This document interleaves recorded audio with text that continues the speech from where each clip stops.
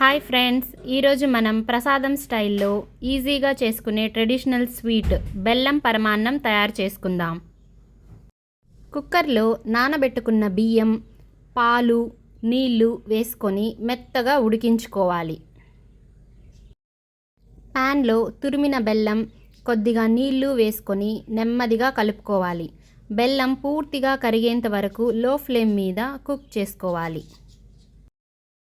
కరిగించుకున్న బెల్లంని ఉడికించుకున్న రైస్లో వేసుకొని బాగా మిక్స్ చేసుకోవాలి.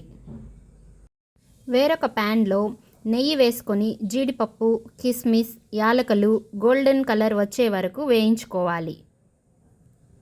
వేయించుకున్న డ్రై ఫ్రూట్స్ని పరమాన్నంలో వేసి బాగా మిక్స్ చేసుకోవాలి.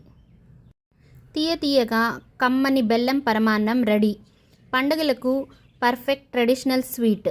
మీరు కూడా ట్రై చేసి మీకు ఎలా కుదిరిందో కామెంట్స్లో చెప్పండి.